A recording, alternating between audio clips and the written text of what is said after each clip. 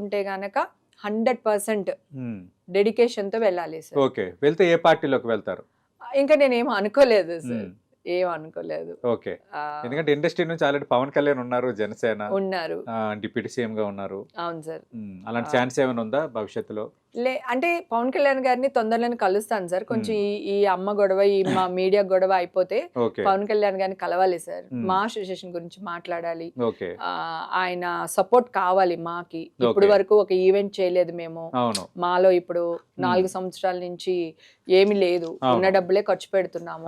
So మళ్ళీ మాకు ఒక ఇది కావాలి అంటే ఒక పెద్ద హీరో మాకు సపోర్ట్ కావాలి. సో మా ఇండస్ట్రీ మంచి గనక, ఇండస్ట్రీ మనిషి ఇప్పుడు మీరు పుట్టిన ఊరికి సమీపంలో ఉన్న నియోజకవర్గానికి, అది కాకుండా మేము మా వాళ్ళం అన్నమాట. Okay okay. పవన్ కళ్యాణ్ గారు మీరు. Okay okay. బిగ్ లింకే ఉంది మాకు చాలా పెద్ద లింక్ ఉంది. Okay okay. సో నేను ముద్రగడ్డ పద్మనాభం గారు ఉద్యమంలో కూడా, కాపు ఉద్యమంలో కూడా పాలు పంచుకున్నానండి. నాకు చాలా ఇష్టం. ఓకే. సో అవన్నీ కూడా ఉన్నాయి. కాకపోతే అంటే రాజకీయంగా కూడా భవిష్యత్తులో పవన్ కళ్యాణ్ తో పనిచేసే ఛాన్స్ ఉంది. రాజకీయంగా అని చెప్పలేను సార్. ఎందుకంటే ఆయనకి ఇప్పుడు చుట్టూ ఉన్న కార్యకర్తలు బోల్ మంది ఉంటారు. సో ఇప్పుడు సడన్ గా నేను వెళ్తే ఆయన నాకు ఆ ఇంపార్టెంట్ ఇస్తారో లేదో కూడా తెలియదు నాకు. మీరు వెళ్తే అతను ఆకర్షణే కదా, ఎందుకంటే సమ్ వాట్ క్యాంపెయినర్ గా కూడా మీరు పనికొస్తారు కదా. డెఫినెట్ గా అండి, డెఫినెట్ గా.